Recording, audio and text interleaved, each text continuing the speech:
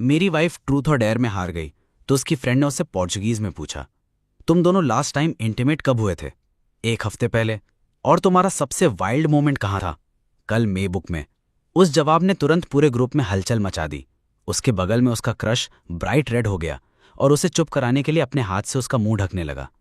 Chloe सेडक्टिवली smile करते हुए बोली और उसकी फ्रेंड्स भी बीच में बोल पड़ी, तुम ईथन को सच कब बताने वाली हो? क्लोए ने अपने बगल में बैठे जूलियन की तरफ देखा। अगर जूलियन बस एक वर्ड भी बोल दे तो मैं उसे तुरंत डंप कर दूंगी। अंदर इतना शोर था कि किसी ने बाहर खड़े मुझे नोटिस तक नहीं किया। मेरे पूरे बदन में ठंड सी दौड़ गई। आखिरकार मैंने रियलिटी को एक्सेप्ट कर लिया। मैंने अपने लॉयर का नंबर डायल किया। मिस्टर हेज, आपके डिवोर्स पेपर्स मेल से आ गए हैं। एक बार साइन करने के बाद ये 1 महीने में इफेक्टिव हो जाएंगे। थोड़ी देर चुप रहने के बाद मैंने पूछा, मैं जितनी जल्दी साइन करूंगा उतनी जल्दी कूलिंग ऑफ पीरियड शुरू हो जाएगा, है ना? बिल्कुल सही मिस्टर हेज। कॉल कट करने के बाद मैं धीरे धीरे फ्रंट डेस्क की तरफ गया, पैकेज उठाया और उसे खोल दिया। फाइन प्रिंट देखकर मेरा सर दर्द करने लगा। डिवोर्स शब्द देखते ही मैं कड़वी हंसी हंस पड़ा। तभी मेरे पीछे से एक फेमिलियर आवाज आई, ईथन, आज रात मेरे कुछ प्लान्स हैं। ये एक इवेंट का कॉन्ट्रैक्ट है, मुझे तुम्हारे सिग्नेचर चाहिए। मैंने डिवोर्स अग्रीमेंट खोला और उसके बिल्कुल सामने पेजेस पलटने लगा। मैं सीधा उस जगह रुक गया जहां उसके सिग्नेचर करने की लाइन थी। मैंने उसे छुपाने की कोई कोशिश नहीं की। मुझे फर्क ही नहीं पड़ रहा था कि उसकी नज़र पड़ती है या नहीं। सिर्फ एक नज़र ही काफ़ी थी। फिर भी मुझे पूरा यकीन था कि वो इसे नहीं देखेगी, क्योंकि उसने कभी सच में मेरी तरफ देखा ही नहीं था। मैंने उसे पेन दे दिया और बिल्कुल मेरी एक्सपेक्टेशन के मुताबिक उसने कुछ नोटिस नहीं किया और ऑटोमेटिकली पेन ले लिया। टॉप स्टार होने के नाते क्लोए हर कॉन्ट्रैक्ट को बहुत सीरियसली लेती थी और उसे ध्यान से चेक करने ही वाली थी कि उसकी नज़र किसी अप्रोचिंग पर्सन पर पड़ गई। उसकी आंखें तुरंत चमक उठीं। उसने आगे पढ़ना भी जरूरी नहीं समझा। उसने बिना किसी हेजिटेशन के साइन कर दिया, फिर एक्साइटेडली आगे बढ़ी और उस फिगर की तरफ चल पड़ी। मैं एक्सप्रेशनलेस खड़ा रहा तब तक जब तक क्लोए ने अपना हाथ जूलियन के आर्म के अराउंड नहीं डाल लिया। तभी मेरी आंखों में एक पल के लिए दर्द की झलक दिखी। जूलियन, फिल्म फेस्टिवल में इतना बड़ा अवार्ड जीतने के लिए कांग्रेचुलेशंस। क्या तुम्हें आज रात मुझे डिनर ट्रीट नहीं देनी चाहिए? ऑफ कोर्स, ईथन को कॉल करते हैं और सब साथ चलते हैं। उसके पास काम है, सिर्फ हम दोनों चलते हैं। वो दोनों वहां से चले गए और मेरा दिल आखिरकार ठंडा पड़ गया। कम से कम उसने साइन तो कर दिया। क्लोए और मेरी शादी सीक्रेट में हुई थी उसके करियर की वजह से। हमने कभी अपनी शादी पब्लिक नहीं की। उस वक्त मैं एक रुकी मैनेजर था और वो बीकन एंटरटेनमेंट के साथ साइन हुई एक न्यू टैलेंट थी। मुझे उसे पहली नज़र में ही प्यार हो गया था। मैं पूरे 3 साल तक उसके पीछे पड़ा रहा, लेकिन कुछ भी हासिल नहीं हुआ। मुझे बुरा नहीं लगा, मैंने बस सोचा कि शायद वो मेरी औकात से बाहर है। फिर एक दिन अचानक उसने मुझे एक्सेप्ट कर लिया और सीधा मुझे मैरिज रजिस्टर करवाने ले गई। उसने शादी को सीक्रेट रखने की एक वजह भी बताई। एक एक्ट्रेस होने के नाते मुझे अपनी मैरिटल स्टेटस छुपानी पड़ती है। इंडस्ट्री में होने की वजह से मैं उसकी बात समझता था। उस वक्त मुझे लगा था कि किस्मत ने मुझे बहुत बड़ा तोहफा दिया है, लेकिन बाद में मुझे पता चला कि वो हमेशा से जूलियन से प्यार करती थी। जूलियन की ग्रैंड वेडिंग का दिन ही वो दिन था जब वो मुझे ईगरली शादी करने के लिए लेकर गई थी। मैं अंदर से टूट रहा था, लेकिन मैं उससे बहुत ज्यादा प्यार करता था। मुझे यकीन था कि एक दिन मैं उसका दिल जीत लूंगा। ऐसे ही 2 साल बीत गए। फिर पिछले महीने जूलियन की वाइफ का अफेयर हो गया। उस दिन के बाद से उसकी आंखों में सिर्फ जूलियन था। मैं अकेला घर वापस आया और खाली घर को इधर उधर देखता रहा। मेरी आंखों की रोशनी धीरे धीरे खत्म हो गई। इस वक्त क्लोए शायद जूलियन के साथ सेलिब्रेट कर रही होगी। मैंने अपना सामान पैक करना शुरू कर दिया। मैं इस रिश्ते को क्लीन ब्रेक देना चाहता था, लेकिन अनएक्सपेक्टेडली आधी रात को क्लोए वापस आ गई। वो एक ब्राइट स्माइल के साथ अंदर आई। तुम क्या पैक कर रहे हो? बस कुछ यूजलेस सामान है। क्लोए ने बस हल्की सी हाँ की। उसने उस सामान की तरफ भी नहीं देखा, सीधा अपस्टेयर्स चली गई। फिर भी उसकी पीठ देखते हुए मैं रुक गया। अब ये कन्वीनियंट नहीं था। वैसे भी कल उसका काम था, इसलिए मैं उसे डिस्टर्ब नहीं करना चाहता था। लेकिन जैसे ही मैं सोफे पर लेटने वाला था, क्लोए पजामास पहनकर मेरे पास आ गई। बेडरूम में क्यों नहीं सो रहे हो? तुम्हारी नींद बहुत हल्की है, मैं तुम्हें डिस्टर्ब नहीं करना चाहता था। सोफा अनकंफर्टेबल है, वापस बेड पर चलो। मैंने मना नहीं किया। मैं नहीं चाहता था कि इस महीने के अंदर उसे किसी भी बात का डाउट हो। लेकिन बेड पर जाते ही क्लोए रोमांटिक मूड में आ गई। उसके वॉन्डरिंग हैंड्स मेरे चेस्ट पर आ गए। मैंने एक गहरी सांस ली और पहली बार उसे मना कर दिया। उसने तुरंत मेरी स्ट्रेंज बिहेवियर को नोटिस कर लिया। क्या तुम मुझसे नाराज हो? जूलियन ने अवार्ड जीता है, मैं बस उसके साथ सेलिब्रेट करना चाहती थी। मैं बस टायर्ड हूं। क्लोए ने कुछ नहीं कहा। वो कंफर्टेबल होकर मेरे चेस्ट से लग गई और सोने लगी, लेकिन मैं पूरी रात एक पल के लिए भी नहीं सोया। सुबह मैंने फिर भी उसके लिए ब्रेकफास्ट बनाया। ब्रेकफास्ट के दौरान क्लोए ने अपने दिन के स्केड्यूल के बारे में पूछा। उसका मैनेजर होने के नाते मैं उसके स्केड्यूल की हर डिटेल जानता था और उससे बता दिया। वैसे कल मैंने जो कॉन्ट्रैक्ट साइन किया था वो क्या था? बस एक स्टैंडर्ड इवेंट था। उसने मेरी टेंशन नोटिस नहीं की, लेकिन फिर भी वो उसे देखने पर इंसिस्ट करने लगी। काफी देर की साइलेंस के बाद मैंने अपने ब्रीफकेस से डिवोर्स पेपर्स निकाल लिए। जैसे ही उसने पेपर्स ली और पेजेस पलटने वाली थी, उसका फोन बज उठा। कॉल जूलियन का था। क्लोए, मुझे मैगजीन कवर शूट के लिए एक फीमेल पार्टनर चाहिए। इसमें थोड़ी इंटीमेसी भी होगी। क्या तुम फ्री हो? जूलियन की कॉल कट हो गई। बिना किसी हेजिटेशन के क्लोए ने एक्साइटेडली हाँ कर दी। ऑफ कोर्स मैं फ्री हूं, मैं अभी वहां आती हूं। मैं उसे मना करने के लिए कोई एक्सक्यूज ढूंढना चाहता था, लेकिन क्लोए मुझे भी अपने साथ स्टूडियो लॉट पर खींच ले गई। जूलियन ने स्लीक हाई फैशन आउटफिट्स पहने हुए थे। क्लोए ने एक हॉट कॉट्योर गाउन पहना। दोनों जब साथ खड़े हुए तो बिल्कुल परफेक्ट कपल जैसे लग रहे थे। थोड़ा और पास आइए please. Photographer bar bar directions देता रहा और दोनों और भी करीब आते गए। मेरी कड़वाहट और गहरी होती गई। मैंने क्लोए की आंखों में खुशी देखी, लेकिन क्लोए पहले किसी भी मेल एक्टर के साथ मैगजीन कवर शूट करने से मना कर देती थी। इंटीमेट पोजिंग तो दूर की बात थी। वो कहती थी कि वो अपनी एक्टिंग से ऑडियंस का दिल जीतेगी, हाइप या गॉसिप के थ्रू नहीं। सालों तक वो अपने इस रूल पर टिकी रही, लेकिन जूलियन के मामले में सब कुछ अलग था। उसके लिए उसने अपने ही प्रिंसिपल्स खुशी खुशी तोड़ दिए। अब इनमें से किसी भी चीज का कोई मतलब नहीं था। 1 महीना जल्दी ही बीत जाएगा और उसके बाद वो मेरी नहीं रहेगी। काम खत्म होने के बाद मैं क्लोए को घर ले आया। पूरे रास्ते वो जूलियन की रॉ फोटोज देखती रही और कान से कान तक स्माइल करती रही। घर पहुंचने के बाद वो काउच पर कर्ल होकर बैठ गई और एक एक करके फोटोज देखने लगी। मैंने उसे डिस्टर्ब नहीं किया, मैं अपना सामान पैक करता रहा। फिर मैंने हमारी वेडिंग फोटो उतारी और उसे लेकर यार्ड में चला गया। मैंने हैमर से उस फोटो को तोड़कर टुकड़े टुकड़े कर दिया। मैं उसे जलाने ही वाला था कि क्लोए की नज़र मुझ पर पड़ गई। वो शॉक्ड एक्सप्रेशन के साथ मेरे पास भाग कर आई। तुम क्या कर रहे हो? ये टूट गई थी, मैं इसे फेंक रहा हूं। वो आगे बढ़ी, उसकी आवाज में डाउट साफ सुनाई दे रहा था। टूट गई थी? ईथन, तुम्हें क्या हो गया है? इसमें पहले से एक क्रैक था। अगर इसे यहीं छोड़ दिया तो आखिरकार ये खराब हो ही जाती। अगर मैं इसे बस फेंक देता तो कोई इसे देखकर समझ सकता था कि तुम मैरिड हो।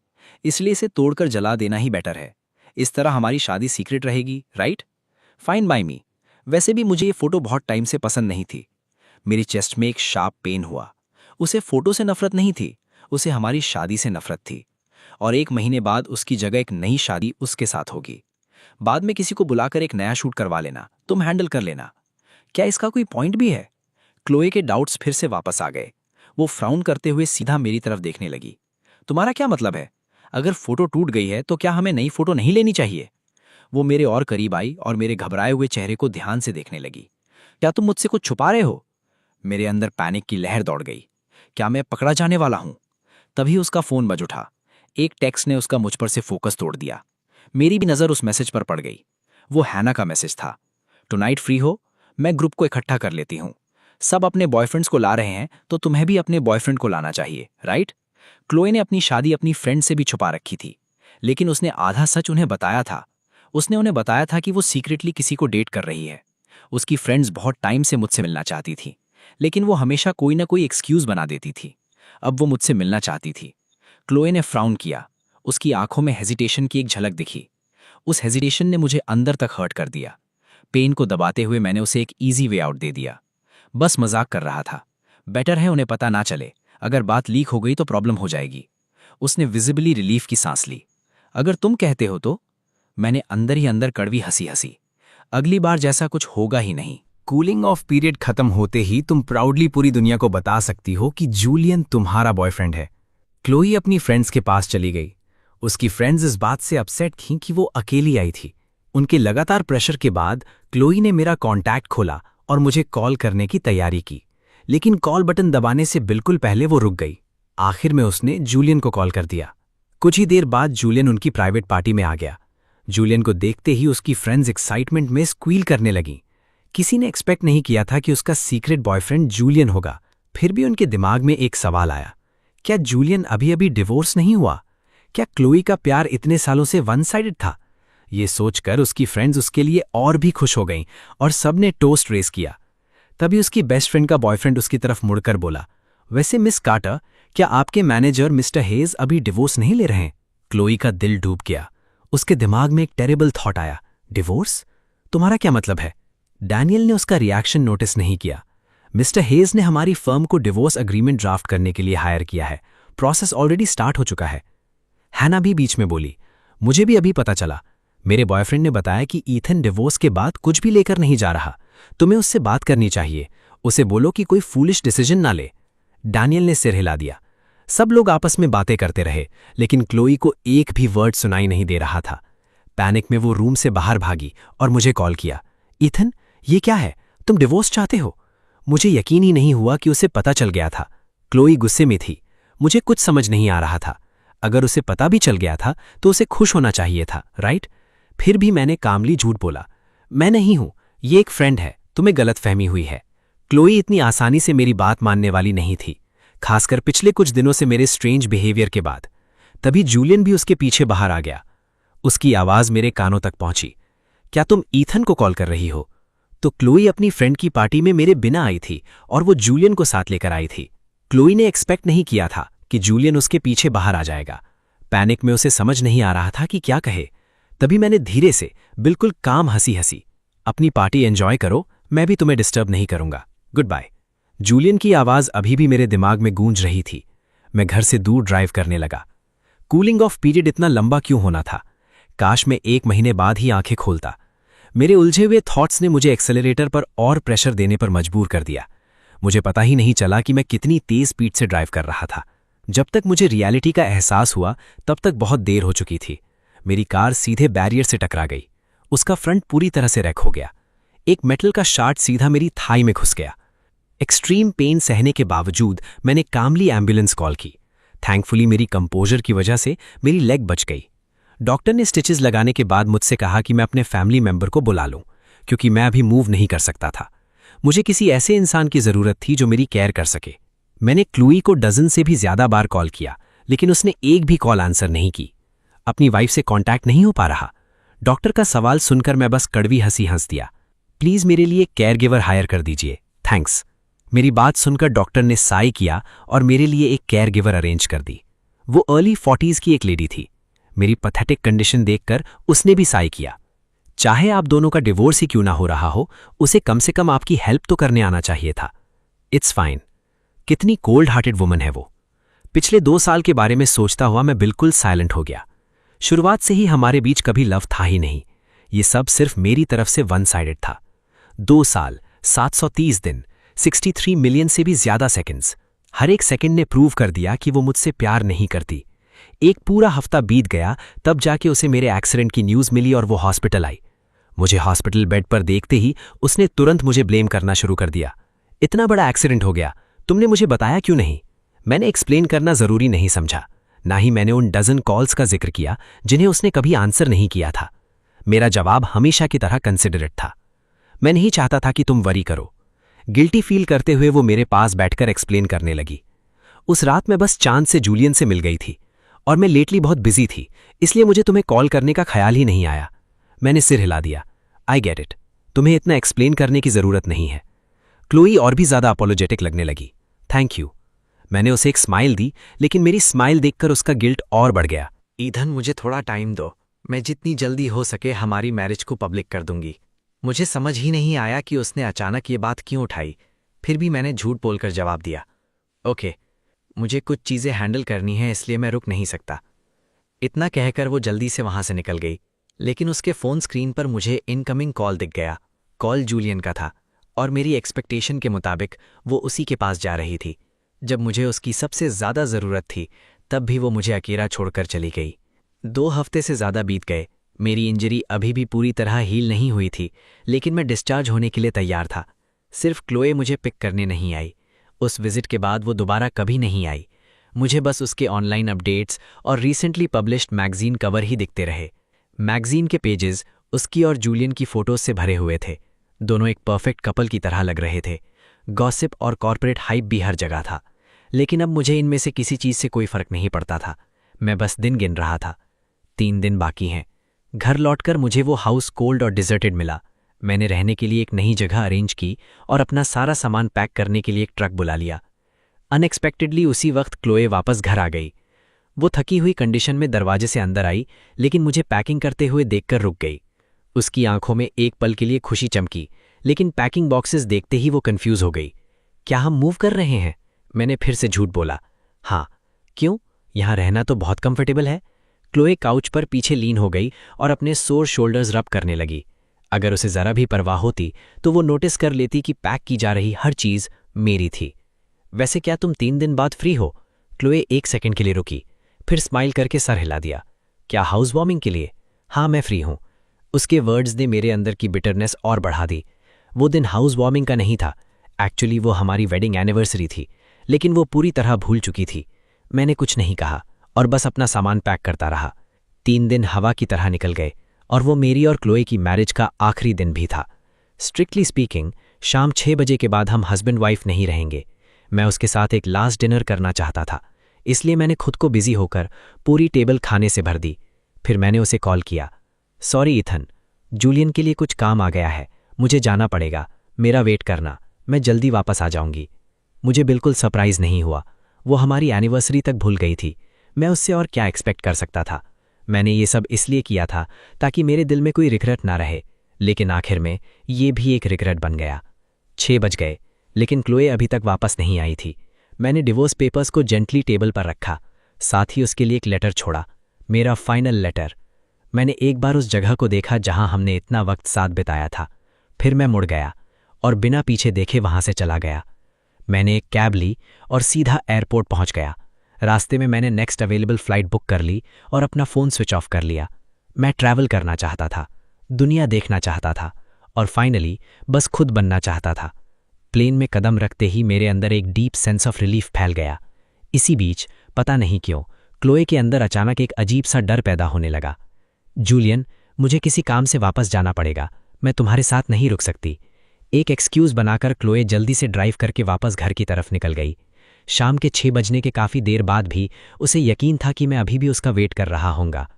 रास्ते में उसने मुझे 1 दर्जन से भी ज़्यादा बार कॉल किया, लेकिन हर कॉल सीधा वॉइस मेल पर जा रही थी। उसने मैसेजेस भी भेजे, लेकिन मेरी तरफ से कोई रिप्लाई नहीं आया। जब से वो मुझसे मिली थी, ये पहली बार था जब वो मुझसे कांटेक्ट नहीं कर पा रही थी। आखिरकार वो घर पहुंच गई। टेबल पर रखा हुआ खाना कब का ठंडा हो चुका था। उसके अंदर गिल्ट की एक तेज़ लहर दौड़ गई। वो जल्दी से मुझे ढूंढने के लिए अपस्टेयर्स भागी, लेकिन इतने बड़े घर में मेरा कोई ट्रेस नहीं था।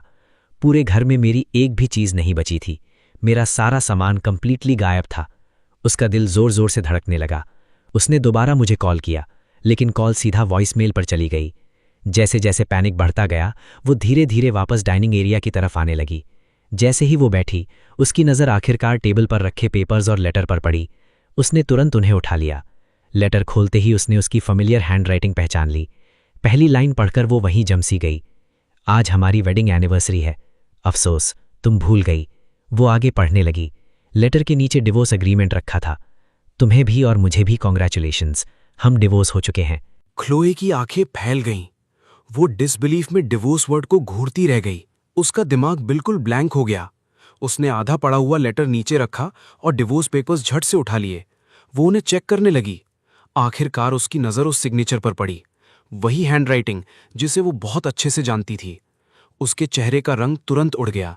उसने लेटर दोबारा उठाया और पढ़ना जारी रखा। 1 महीने पहले मैंने तुमसे झूठ बोला था। तुमने जो साइन किया था वो कॉन्ट्रैक्ट नहीं था, वो डिवोर्स एग्रीमेंट था। मेरी सेल्फिशनेस और सीक्रेसी के लिए मुझे माफ कर देना। मैं बस नहीं चाहता था कि तुम्हें इसका पता चले। अब 1 महीना पूरा हो चुका है। हम ऑफिशियली डिवोर्स्ड हैं।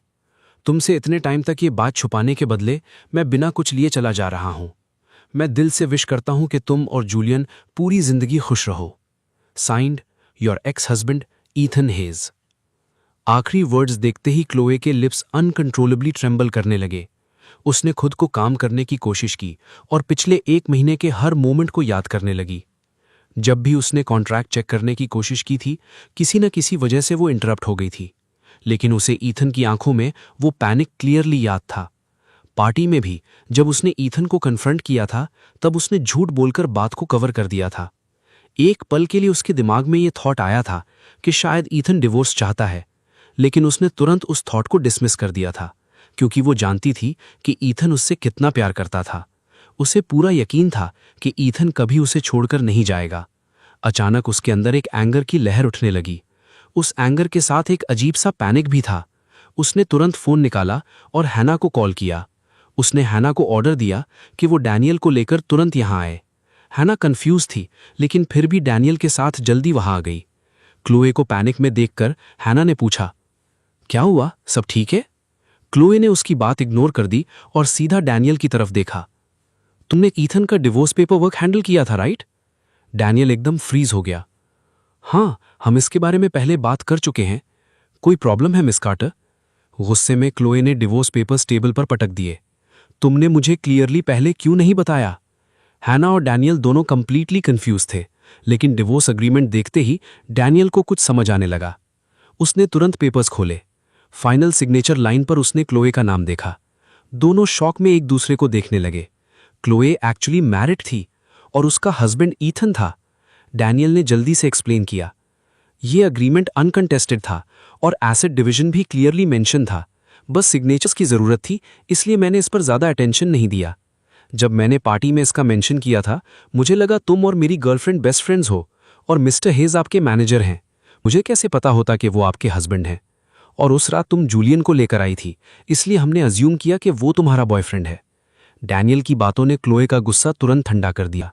अगर वो थोड़ा सा भी ज्यादा अटेंशन देती तो शायद उसे भी सब पता चल जाता। क्लोए का पेनफुल एक्सप्रेशन देखकर हैना का दिल भराया। अगर तुम उससे डिवोर्स नहीं करना चाहती तो उसे बता दो, बैठकर बात करो। मैं अब उससे कांटेक्ट नहीं कर सकती। हैना और डैनियल ने पहले इस बात को ज्यादा सीरियस नहीं लिया। उन्हें लगा कि अगर क्लोए ईथन से कांटेक्ट नहीं कर पा रही तो उसकी फैमिली से तो कांटेक्ट किया जा सकता है। लेकिन वो गलत थे। 2 साल की मैरिज में ईथन का मेरी फैमिली या फ्रेंड से कोई कांटेक्ट नहीं था। मेरे पेरेंट्स भी उससे कांटेक्ट नहीं कर सकते थे। हैना और डैनियल के पास बस साय करके क्लोए को कंफर्ट करने के अलावा कोई ऑप्शन नहीं था। जब क्लोए थोड़ी काम हुई, उसके अंदर का गिल्ट और रिग्रेट और गहरा हो गया। तुम उसके लॉयर हो, तुम उससे कांटेक्ट कर सकते हो, राइट? डैनियल थोड़ा एम्बैरस हुआ।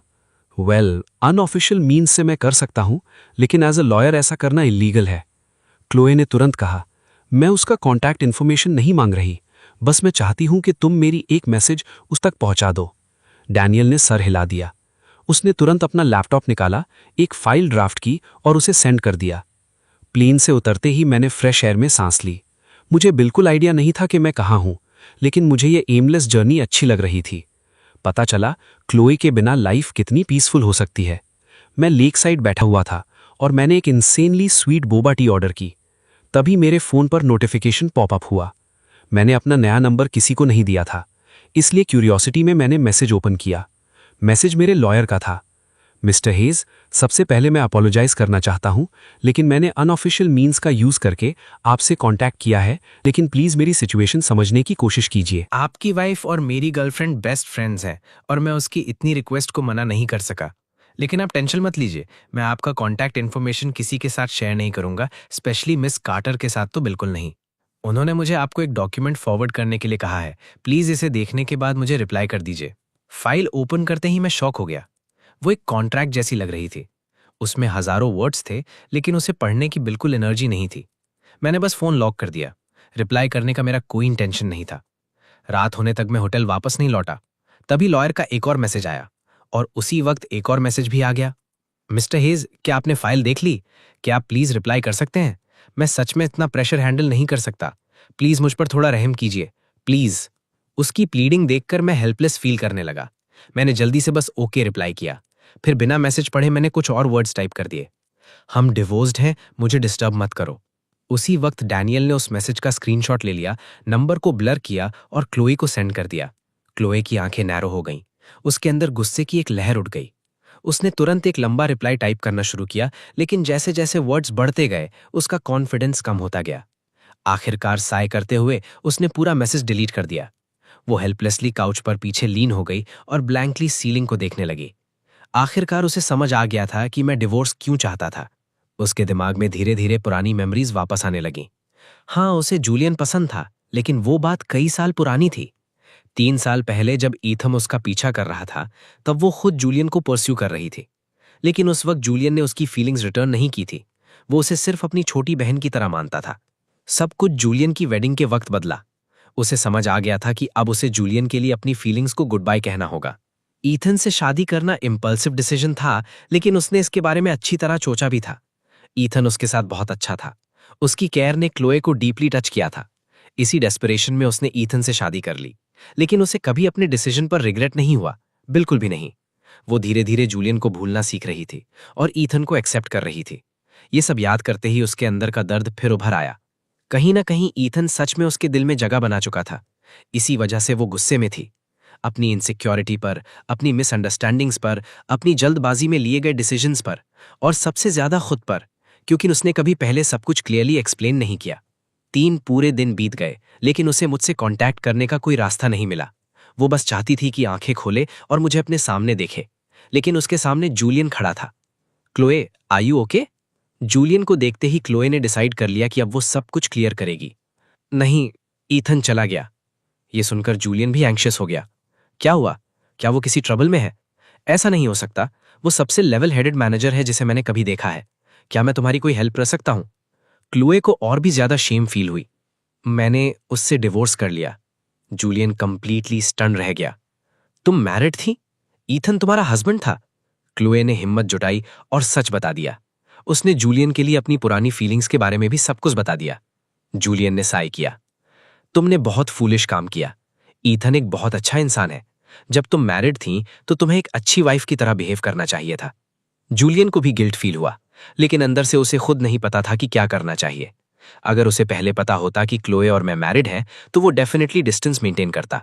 क्लोए ने अपना फेस दूसरी तरफ कर लिया। वो कुछ बोल नहीं पाई। काफी देर की साइलेंस के बाद उसकी आंखों से आंसू बहने लगे। मैं उसे ढूंढना चाहती हूं और सब कुछ एक्सप्लेन करना चाहती हूं, लेकिन अब मैं उसे ढूंढ ही नहीं पा रही। क्लोए और जोर से रोने लगी। जूलियन उसे डिस्टर्ब किए बिना वहां से चला गया। उसे समझ नहीं आ रहा था कि उसे कैसे कंफर्ट करे, क्योंकि कहीं ना कहीं वो भी इस सिचुएशन के लिए रिस्पॉन्सिबल था। वो बस मुझे ढूंढने के लिए हर पॉसिबल तरीका ट्राई कर सकता था। ऐसे ही दिन बीतने लगे और मैं अपनी जर्नी पर अकेला ट्रैवल करता रहा। मेरे जाने के ऑलमोस्ट 1 महीना होने वाला था। मैं पीसफुल और कंफर्टेबल लाइफ एंजॉय कर रहा था, लेकिन क्लोए जैसे अपनी सोल ही खो चुकी थी। वो पूरा दिन उदास बैठी रहती। उसकी हार्ट ब्रेक देखकर हैना भी बहुत अपसेट थी और अपने बॉयफ्रेंड से सल्यूशन के लिए बार बार कहती रहती। लॉयर होने के नाते डैनियल नेचुरली कोई अनएथिकल काम नहीं करना चाहता था। वैसे भी वो जानता था कि मेरा चले जाना मेरे लिए बेटर था। लेकिन अपनी गर्लफ्रेंड की एंडलेस नैगिंग के आगे आखिरकार उसने एक आइडिया दे ही दिया। ये डिवोर्स एग्रीमेंट कंप्लीटली सॉलिड है, लेकिन तुम इसे कंटेस्ट कर सकती हो, जैसे एसेट डिवीजन को लेकर। एक बार तुम क्लेम फाइल कर दोगी, ईथन को वापस आकर इसे सेटल करना पड़ेगा। थोड़ा लो ब्लो है, लेकिन कम से कम तुम दोनों फेस टू फेस मिल पाओगी। डैनियल ने अपनी कॉन्शियंस के अगेंस्ट ये आइडिया दिया और क्लोवी की आंखों में फाइनली उम्मीद चमक उठी। एक दिन मुझे कोर्ट का समन्स मिला। क्लोवी ने मेरे अगेंस्ट लॉसूट फाइल किया था। उसका क्लेम था कि एसेट डिवीजन अनफेयर था। मैं कंप्लीटली स्पीचलेस रह गया। मैंने इसके बारे में पूछने के लिए अपने लॉयर को कॉल किया। मिस्टर हेज, दोनों स्पाउसेस को लॉसूट फाइल करने का राइट होता है। क्लोवी ने यह सिर्फ आपको वापस बुलाने के लिए किया है और इस तरह के मैटर में आपको पर्सनली प्रेजेंट होना पड़ेगा। अगर जल्दी रिजॉल्व हो गया तो आप डिवोर्स को भी सूनर फाइनलाइज कर सकते हैं। मैं फ्रस्ट्रेटेड हो गया। मैंने कभी नहीं सोचा था कि डिवोर्स लेना इतना डिफिकल्ट होगा। कोई चॉइस ना होने पर मैंने फ्लाइट बुक की और रिलक्टेंटली वापस चला गया। मेरे वापस आने की न्यूज़ सुनते ही क्लोवी ने तुरंत प्रिपरेशन शुरू कर दी। उसने पूरे घर को दोबारा वैसे ही डेकोरेट कर दिया जैसे पहले हुआ करता था। उसने हमारी वेडिंग फोटो की एक और कॉपी भी फ्रेम करवा दी। लेकिन लैंडिंग के तुरंत बाद मैं उससे मिलने नहीं गया। जब उसने लॉयर के थ्रू मुझसे कांटेक्ट करने की कोशिश की, तब भी उसे कोल्ड रिफ्यूजल मिला। डैनियल ने हेल्पलेसली कहा कि मिस्टर हेज ने पूछा है कि तुम एसेट्स कैसे डिवाइड करना चाहती हो। तुम जो टर्म्स डिसाइड करोगी वो उन्हें एक्सेप्ट करके साइन कर देंगे। क्लोवी एडमेंट थी। मुझे उससे फेस टू फेस बात करनी है। कोई और ऑप्शन ना होने पर डैनियल को मुझसे दोबारा कांटेक्ट करना पड़ा, लेकिन मैं अपने डिसीजन पर फर्म था। मिस्टर हे स्ट्रिक्टली डिवोर्स चाहते हैं। वो लॉयर्स के थ्रू ही मैटर हैंडल करना चाहते हैं, बिना मिले। इसीलिए अगर तुम उनसे मिलना चाहती हो तो सिर्फ एक ही रास्ता बचा है। क्लोवी ने ईगरली पूछा, कौन सा रास्ता? डैनियल ने एक डीप ब्रेथ ली। जब तुम काउंटी क्लर्क्स ऑफिस में डिवोर्स पेपर्स फाइनलाइज करोगी। क्लोई का चेहरा पेल पड़ गया। उसने कभी नहीं सोचा था कि मुझसे मिलने का सिर्फ यही तरीका बचेगा। डेस्परेट होकर उसने अग्री कर लिया। लॉयर ने मुझे मैसेज भेजा और मुझे तुरंत रिप्लाई मिल गया। कल सुबह 9 बजे काउंटी क्लर्क्स ऑफिस में। क्लोई सुबह 9 बजे से पहले ही काउंटी क्लर्क्स ऑफिस पहुंच गई थी। वो खाली हाथ आई थी। वैसे भी वो शुरू से डिवोर्स नहीं चाहती थी, इसीलिए कुछ भी साथ ना लाना ही उसके लिए बेस्ट मूव था। क्लोई अपनी कार के पास खड़ी होकर पूरी स्ट्रीट को स्कैन कर रही थी, बस ये देखने के लिए कि वो जल्दी नजर आ जाए। लगभग 9:05 पर एक टैक्सी उसके सामने आकर रुकी। मैं एक फाइल फोल्डर हाथ में लिए टैक्सी से बाहर निकला। क्लोई की आंखों की रोशनी फीकी पड़ गई और उसके दिल का दर्द और गहरा हो गया। लेकिन मैं खुद को एक बिल्कुल नए इंसान की तरह फील कर रहा था, एनर्जी से फुल। मैं उसकी तरफ आते हुए बोला, सॉरी तुम्हें वेट करना पड़ा, चलो अंदर चलते हैं। इतना कहकर मैं सीधा काउंटी क्लर्क्स ऑफिस की तरफ चल पड़ा, लेकिन क्लोई वहीं खड़ी रही। मैंने थोड़ा फ्राउन किया। उसके खाली हाथ देखकर मुझे समझ में आ गया। ये क्या है? मुझे लगा तुम डिवोर्स के लिए अग्री कर चुकी हो। मेरे वर्ड्स क्लोई के चेस्ट पर किसी हैवी स्टोन की तरह लगे। उसने ऑलमोस्ट रिक्वेस्ट करते हुए कहा, क्या हम प्लीज बात कर सकते हैं? मैंने कामली जवाब दिया, पहले डिवोर्स पेपर्स फाइनलाइज कर लेते हैं। क्लोई ने अपनी फिस्ट्स टाइटली क्लेंच कर ली। मुझे हमारा मैरिज सर्टिफिकेट नहीं मिल रहा। तुम जानती हो, तुमने घर का सारा सामान पैक कर दिया था, तो मेरे साथ घर चलो और उसे ढूंढने में मेरी मदद करो। ओके। क्लोई को लगा ये झूठ मुझे फूल कर देगा, लेकिन मैं उसके ट्रैप में नहीं आया। वो तुम्हारे नाइट स्टैंड में है, खुद जाकर ले आओ, मैं यहीं वेट करूंगा। क्लोई का दिमाग तेजी से चलने लगा। आखिरकार उसने एक और एंगल ट्राई किया। अगर हम डिवोर्स ले ही रहे हैं, तो क्या हम एक बार बैठकर बात नहीं कर सकते? अगर तुम मेरे साथ घर चलोगे तो मैं प्रॉमिस करती हूं कि डिवोर्स फाइनलाइज कर दूंगी। वो झूठ बोलने में अच्छी नहीं थी, लेकिन ये ट्रैप इतना ऑब्वियस था कि कोई भी समझ सकता था। अगर मुझे डिवोर्स चाहिए था तो मुझे उसकी बात मान लेनी चाहिए थी। इसीलिए मैंने सिर हिला दिया। मैं देखना चाहता था कि वो एक्चुअली मुझसे क्या कहना चाहती है। कार में बैठकर मैंने अपना हेड सीट पर टिका दिया और विंडो के बाहर देखने लगा। वो बीच बीच में मुझे चोरी छुपके देख रही थी। मैंने सुना है तुमने जॉब क्विट कर दी है, अब तुम्हारा क्या प्लान है? मैंने इंडिफरेंटली जवाब दिया, यह मेरा मैटर है, इसका तुमसे कोई लेना देना नहीं है। क्लोई का गुस्सा बढ़ गया। उसे यकीन ही नहीं हो रहा था कि जो इंसान कभी उससे इतना प्यार करता था, वो इतना हार्टलेस कैसे हो सकता है। क्या प्यार खत्म होने के बाद इंसान इतना कोल्ड हो जाता है?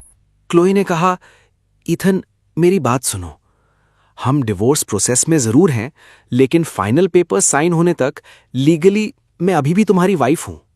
क्लोई ने अचानक ब्रेक्स लगा दिए और सीधा मेरी तरफ देखने लगी। इस डिवोर्स को लेकर मेरे अपने थॉट्स हैं। मुझे समझ नहीं आया कि वो क्या कहना चाहती थी। कैसे थॉट्स? अग्रीमेंट में कोई प्रॉब्लम है या एसेट डिवीजन में? कोई मैटर नहीं करता, बस जो चाहिए बोलो, मैं दे दूंगा। वो गुस्से में मुझे घूरने लगी। ईथन, तुम अनबिलीवेबल हो। तुम्हारी हर एक सेंटेंस डिवोर्स के बारे में ही क्यों होती है? क्या तुम इतने इंपेशेंट हो? मैंने गलतियां की हैं, लेकिन क्या मेरे पास उन्हें ठीक करने की जीरो होप है?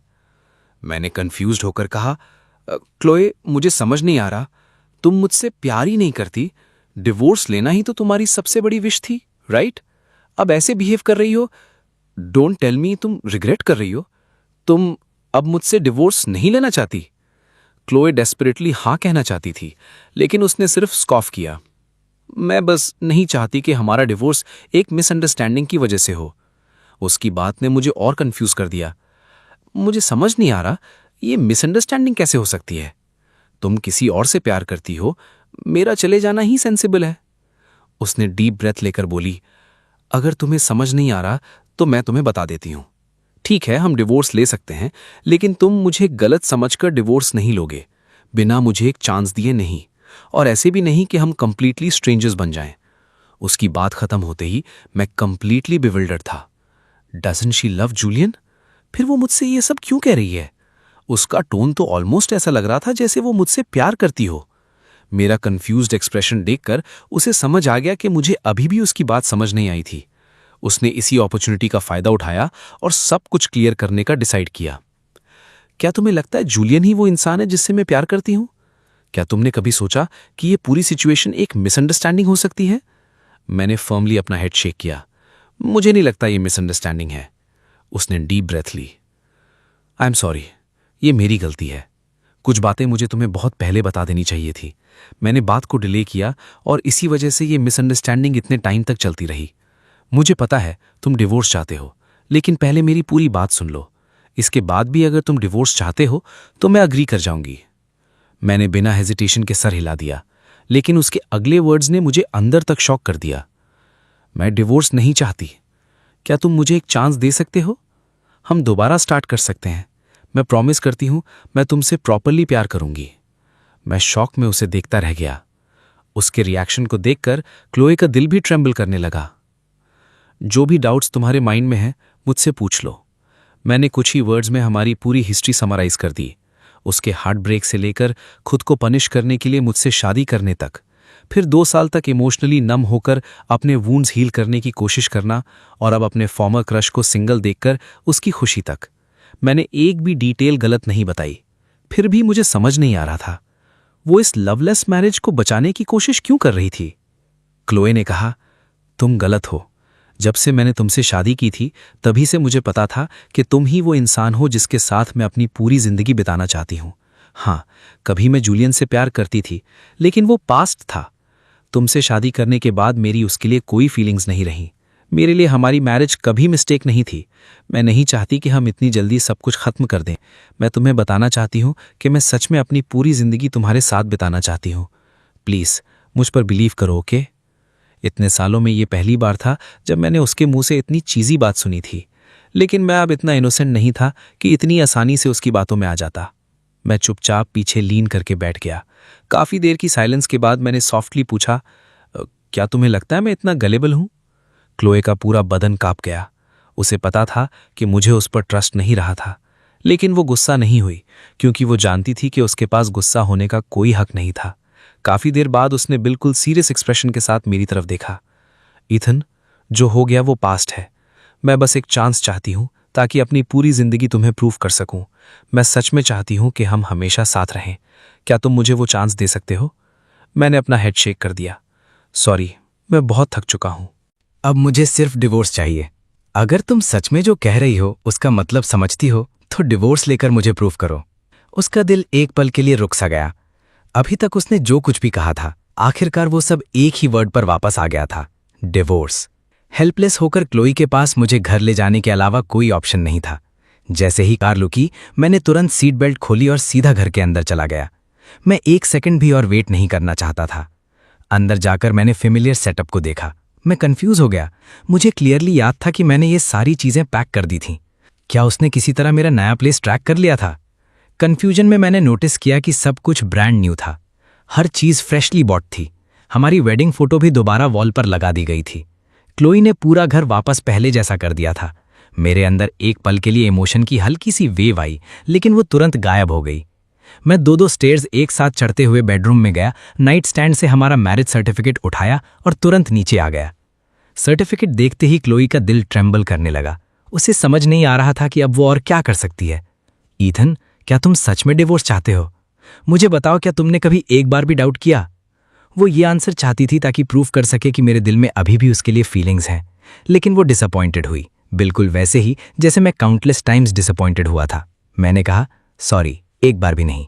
क्लोई का पूरा बदन कांप गया। आई सी, तुम रियली ये डिवोर्स चाहते हो, राइट? मैंने सटली सर हिला दिया। Fine, I agree. सर्टिफिकेट हाथ में लेकर क्लोई ने अपना दर्द कंट्रोल किया और डोर की तरफ बढ़ गई। मैं जाना चाहता था और उसके पास मुझे रोकने की कोई वजह नहीं थी। और सबसे इंटरेस्टिंग बात यह थी कि बिल्कुल 3 साल पहले की तरह वो मेरा हाथ पकड़कर ईगरली काउंटी क्लर्क्स ऑफिस की तरफ चल पड़ी। मैं सोच रहा था कि ये हमारी स्टोरी का एंड है, लेकिन उसके लिए ये एंड नहीं था, ये एक फ्रेश स्टार्ट था। अगर हमारी मैरिज कंटिन्यू नहीं हो सकती थी तो वो एक नई आइडेंटिटी के साथ मुझे दोबारा विन करेगी। उसने 3 साल मुझे चेस किया था और 2 साल मेरा हार्ट जीतने में लगा दिए थे। उसने अपनी यूथ के 5 साल मेरे लिए स्पेंड किए थे, तो मैं भी 5 साल स्पेंड कर सकती हूँ। 5 साल क्या चीज़ है, मेरे लिए कुछ भी नहीं। अगर वो भागेगा तो मैं उसका पीछा करूंगी। अगर उसने मुझसे प्यार करना भी बंद कर दिया है, तब भी मेरे पास उसे दोबारा विन करने का चांस है। डिवोर्स पेपर्स बहुत जल्दी फाइनलाइज हो गए। सर्टिफिकेट को देखते ही मेरी चेस्ट से जैसे एक बड़ा वेट हट गया। क्लोई ने मेरी तरफ देखकर स्माइल की। मैंने अपना प्रॉमिस पूरा कर दिया। अब तुम्हें भी अपना प्रॉमिस पूरा नहीं करना चाहिए? मैं कंफ्यूज था। मुझे याद ही नहीं था कि मैंने कभी कोई प्रॉमिस किया था। भूल गए? तुमने कहा था कि अगर मैं तुम्हारे साथ डिवोर्स फाइनलाइज कर दूं तो मैं जो चाहूं कर सकती हूं। मैंने ब्लिंक किया। लगता है मैंने सच में ये कहा था। क्लोई आखिर करना क्या चाहती थी? उसने अपने हैंड्स पीछे कर लिए और लाइटली टिपटोस पर खड़ी हो गई।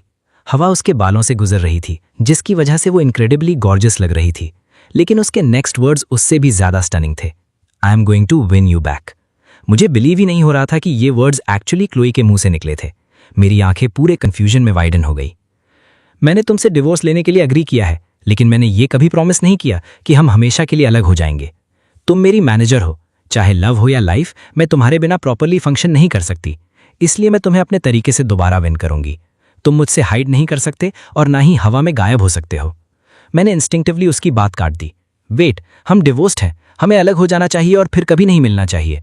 और मैंने अपनी जॉब भी क्विट कर दी है। तुम अपने लिए कोई बेटर मैनेजर ढूंढ सकती हो। वो तुरंत बोली, सो वॉट, ये तुम्हारी ओपिनियन है, मेरी नहीं। और वैसे भी डिवोर्स लेना तुम्हारा राइट है, लेकिन तुम्हें चेस करना मेरा राइट है। तुम मुझे रोक नहीं सकते। Hand it over. क्लोई ने अपना हैंड मेरी तरफ बढ़ाया। मैंने इंस्टिंक्टिवली सर्टिफिकेट को अपनी बैग के पीछे छिपा लिया। वो बोली, देखो तुम्हें, अपना फोन दो।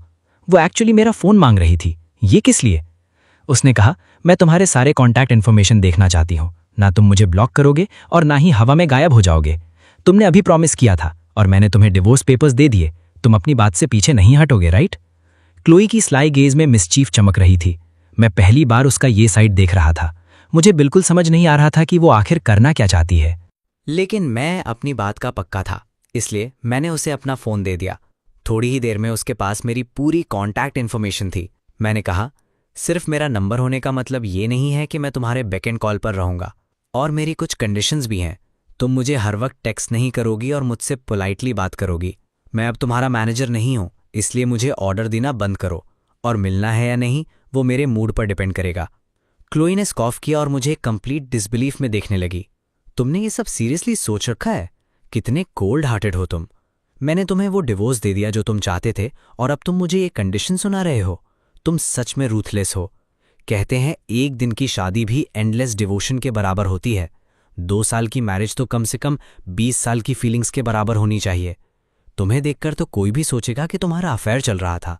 उसकी बातों ने मेरे अंदर तक एक ठंड सी दौड़ गई। मैंने क्लोई का ये साइड पहले कभी नहीं देखा था। ये सब मेरे लिए हैंडल करना बहुत ज़्यादा हो रहा था। मैंने तुरंत एक कैब रोकी और वहां से चला गया। मेरे पीछे उसकी बेल जैसी लाफ्टर की आवाज़ गूंजती रही, जिसमें अम्यूज़मेंट और स्मग ट्रायम्फ दोनों क्लियरली महसूस हो रहा था। अपने नए प्लेस पर पहुंचने के बाद भी मैं कंप्लीटली डेज्ड था। उसका ये कहना कि वो मुझे दोबारा विन करेगी, शायद वो बस मजाक कर रही थी। आफ्टर ऑल मुझे पता था कि वो जूलियन से कितना प्यार करती थी, इसलिए मैंने रिलीफ की सांस ली। अपने पिछले 1 महीने के ट्रैवल के बारे में सोचते ही मेरे अंदर एक्साइटमेंट भर गई। अब डिवोर्स पेपर्स मेरे पास थे, तो मैं फाइनली अपनी लाइफ को प्रॉपरली एंजॉय कर सकता था। इसलिए मैंने पूरी रात अपना ट्रैवल रूट प्लान किया और घर के सारे पेंडिंग काम निपटाने लगा, ताकि दोबारा रूट ट्रिप पर निकल सकूं। लेकिन अनएक्सपेक्टेडली अगले दिन मुझे मेरे लॉयर का कॉल आ गया। वो मुझसे मिलना चाहता था, इसलिए हमने बार के एक प्राइवेट रूम में मिलने का टाइम फिक्स कर लिया। जैसे ही उसने मुझे देखा, उसने तुरंत अपॉलॉजी मांगी।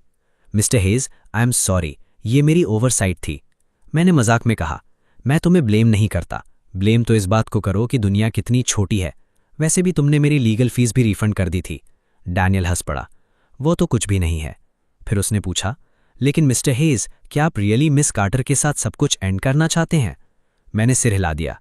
सब कुछ ऑलरेडी सेट इन स्टोन है। क्या तुम्हें लगा मैं कोई गेम खेल रहा था? मेरे सवाल पर वो ऑकवर्डली स्माइल करने लगा। मुझे समझ नहीं आया कि उसने ये सवाल क्यों पूछा था, लेकिन इससे पहले कि मैं कुछ समझ पाता, रूम के रेस्टरूम से एक वुमन बाहर निकली। मैं तुम्हारी वाइफ की 10 साल से बेस्ट फ्रेंड हो। मैंने अपने बॉयफ्रेंड से ये मीटिंग अरेंज करवाई है। मुझे पता है ये अचानक है, लेकिन मुझे ये कहना ही पड़ेगा। तुम्हारा डिवोर्स बहुत जल्दी में हुआ है और तुम बहुत हार्टलेस बिहेव कर रहे हो।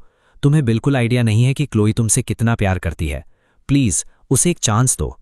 उसका अचानक सामने आना मुझे कंप्लीटली ऑफ गार्ड कर गया। मैंने डैनियल की तरफ देखा। उसके फेस पर हेल्पलेसनेस क्लियरली नजर आ रही थी। मैंने हेल्पलेसली साई किया और कहा, आई एम सॉरी, डिवोर्स होता है। सेकंड चांस नाम की कोई चीज़ नहीं होती। फ्यूचर में क्या होगा मुझे नहीं पता, लेकिन मैं चाहता हूं कि हम एक दूसरे की लाइफ से दूर रहें। हैना स्पीचलेस रह गई। उसने फ्रस्ट्रेशन में अपना फुट स्टैम्प किया और अर्जेंटली बोली, तुम इतने हार्टलेस कैसे हो सकते हो? क्लोई तुमसे सच में प्यार करती है। मैंने एक इंपॉर्टेंट क्वेश्चन उठाया। हमारे डिवोर्स से प्रूव होता है कि हमारी मैरिज हैप्पी नहीं थी। जब हम साथ थे तब हम हैप्पी नहीं थे, तो दोबारा साथ आने से क्या चेंज हो जाएगा? तुम दोनों को ये समझना चाहिए। मैंने अपनी बात क्लियरली रखती थी और अब मेरे पास कहने के लिए कुछ और नहीं था। दर्द को अननेसेसरीली ड्रैग करने से बेटर है कि उसे छोड़ दिया जाए और लाइफ में आगे बढ़ा जाए। एनीवे, मुझे जाना है। Excuse me. उन्हें रिप्लाई करने का चांस दिए बिना मैं रूम से बाहर निकल गया, लेकिन मुझे बिल्कुल आइडिया नहीं था कि मेरे बाहर निकलते ही रेस्टरूम का डोर दोबारा खुला। क्लोई बाहर निकली। उसका फेस कंप्लीटली पेल था। हैना ने तुरंत उसका हाथ पकड़कर उसे कंफर्ट किया। पैनिक मत करो क्लोई, शायद वो अभी भी अपसेट है। हैना का खुद का हार्ट भी टूट रहा था। उसने अपनी बेस्ट फ्रेंड को कभी ऐसे नहीं देखा था। क्लोई ने हेड शेक किया। वो गुस्से में नहीं है, मैं उसे जानती हूँ। वो सच में ऐसा ही फील करता है। हैना ने नर्वसली क्लोई को देखा। उसकी आंखों में कंसर्न क्लियरली था। क्लोई स्माइल करने लगी, लेकिन उसकी आईज में डिटर्मिनेशन साफ नजर आ रहा था। मैं गिव अप नहीं करूंगी। उसने मुझसे 5 साल प्यार किया। वो प्यार मैंने ही वेस्ट कर दिया। अब मैं उसे पीस बाय पीस दोबारा विन करूंगी। चाहे कितना भी डिफिकल्ट हो, मैं कभी क्विट नहीं करूंगी। डिवोर्स पेपर्स देखने के बाद से ही उसने ये प्लान बना लिया था। कौन कहता है कि तुम बस वॉक अवे कर सकते हो? उस वक्त ही मुझे रियलाइज हो गया था कि मैं तुमसे प्यार करती हूँ। अब जब मुझे इसका यकीन हो गया है तो मैं तुम्हें एस्केप नहीं करने दूंगी। अगर मुझे 99 कन्फेशंस करनी पड़ती हैं तो क्या तुम्हें लगता है मैं इतना भी नहीं टिक सकती? ईथन, तुम मुझे अंडर एस्टिमेट कर रहे हो। क्लोई का डिटर्मिनेशन बिल्कुल नहीं हिला और उसकी कन्फेशंस धीरे धीरे मेरे फ़ोन पर टेक्स्ट की स्ट्रीम बन गईं। I like you, will you be my boyfriend? मैं स्टन्ड रह गया। ये कन्फेशन मुझे बहुत चाइल्डिश लगा। 2 डिवोर्स लोग ऐसी रिलेशनशिप कैसे स्टार्ट कर सकते हैं? कन्फ्यूज्ड होकर मैंने मैसेज का कोई रिप्लाई नहीं दिया, लेकिन कुछ ही देर बाद उसने एक फ़ोटो भेज दी। उसने पूरा घर डेकोरेट किया था, केक भी था और एक गिफ्ट भी था। वो मेरी पसंद के ब्रांड का एक नाइस पेयर ऑफ सनग्लासेस था। तुम्हारे लिए गिफ्ट और केक, तुम यहाँ नहीं हो फिर भी हमें एक प्रॉपर कन्फेशन तो करना ही चाहिए। अगर तुम आना चाहो तो मैं घर पर वेट करूंगी। मैंने साई किया, लेकिन एंड में मैं नहीं गया। अब मैं बस इस मैरिज को कंप्लीटली एंड करना चाहता था और उसकी कन्फेशन का क्या रिप्लाई दूं मुझे खुद समझ नहीं आ रहा था। शायद वो बस अपनी मिस्टेक्स को मेकअप करने के लिए ये सब कर रही थी। जो भी था, मैं उसका रीज़न फिगर आउट नहीं कर पा रहा था। इसलिए मैंने अपने बैग्स पैक किए और दोबारा रोड पर निकलने की प्रिपरेशन करने लगा। अनएक्सपेक्टेडली दूसरा पर्सन जो मुझसे मिलना चाहता था वो जूलियन था।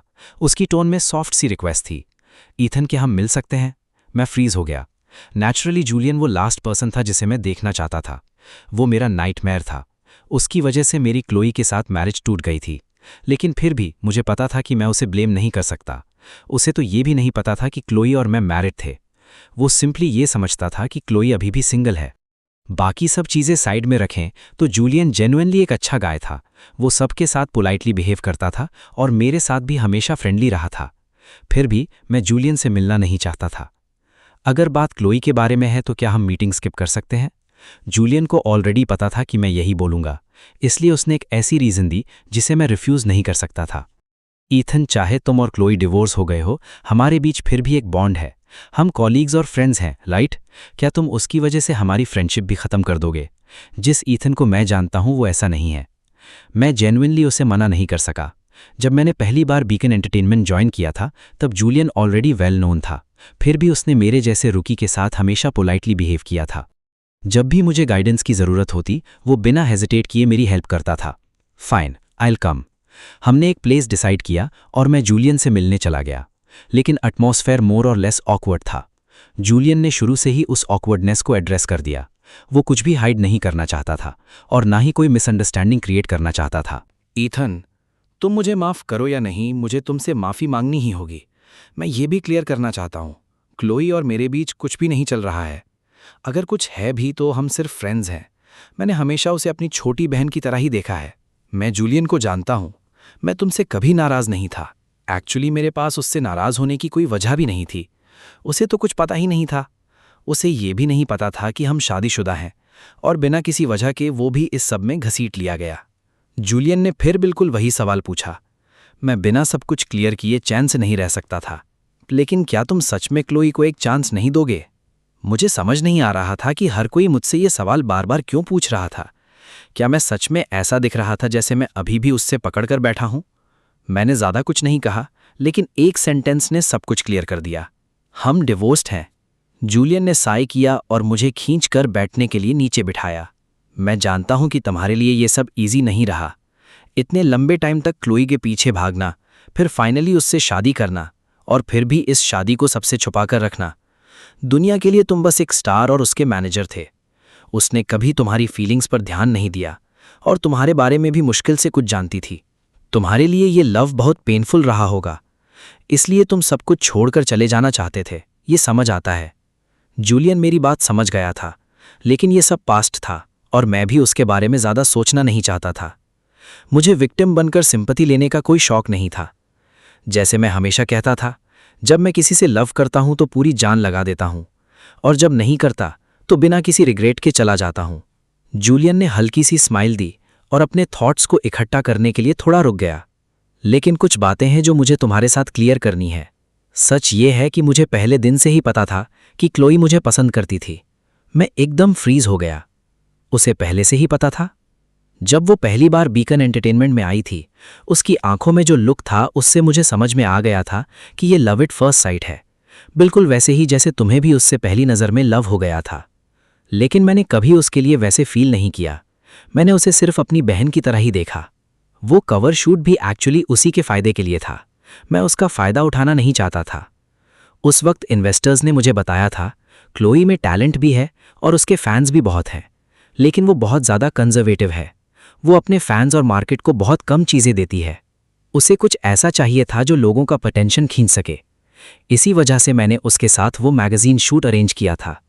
लेकिन मैंने ये सिर्फ इसलिए किया क्योंकि मैं डिवोर्स्ड था। अगर मैं डिवोर्स्ड नहीं होता तो मैं ये कभी नहीं कर पाता। मैं अपनी वाइफ को क्या जवाब देता, समझ रहे हो?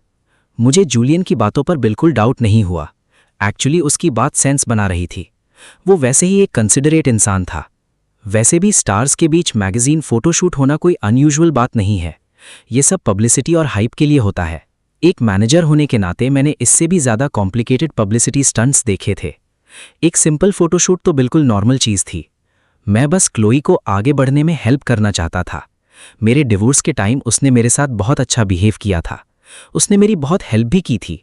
लेकिन हमारा बॉन्ड सिर्फ फ्रेंडशिप का है, बिल्कुल भाई बहन जैसा। ऑफकोर्स अगर तुम मुझसे पूछोगे कि कभी मेरा दिल उसके लिए धड़का था या नहीं, तो मैं मानूंगा कि हाँ, धड़का था। क्लोई इतनी ब्यूटीफुल और स्वीट है, ऐसा कौन सा लड़का होगा जो उसे रेजिस्ट कर सके। लेकिन क्या तुम जानते हो कि मैं उसके साथ सिर्फ फ्रेंड्स बनकर क्यों रहा? मैं एक्चुअली ये जानना चाहता था कि क्या जूलियन के भी क्लोई के लिए फीलिंग्स थे। दोनों आसानी से रिलेशनशिप में आ सकते थे। मेरी आंखों में क्यूरियोसिटी देखकर जूलियन सीधे पॉइंट पर आ गया। रीज़न सिंपल है, क्योंकि वो मुझे बहुत पहले ही पसंद करना बंद कर चुकी थी। ये सुनकर मैं बिल्कुल फ्रीज हो गया। पसंद करना बंद कर दिया? इसका क्या मतलब था? क्या वो मजाक कर रहा था? शायद तुम्हें लग रहा होगा कि मैं झूठ बोल रहा हूं, लेकिन ये सच है। मैंने देखा है कि जब वो मुझे पसंद करती थी तो वो मुझे किस तरह देखती थी, इसलिए मुझे पता है कि वो फीलिंग कैसी होती है। नेचुरली मैं ये भी समझ सकता हूं कि अब वो मुझे जिस तरह देखती है वो लव की वजह से है या नहीं। जब से उसने तुमसे शादी की है, उसकी आंखों का वो लुक धीरे धीरे बदल गया। जूलियन की बातों ने मुझे बिल्कुल चुप कर दिया। मुझे नहीं पता था कि ये सच था या नहीं, लेकिन ये मेरी देखी हुई चीजों से बिल्कुल अलग लग रहा था। मैं कुछ कहना चाहता था, लेकिन मेरे पास कहने के लिए वर्ड्स नहीं थे। जूलियन तुरंत समझ गया। लेकिन वो अब भी मेरे साथ अलग तरह से बिहेव करती थी, राइट?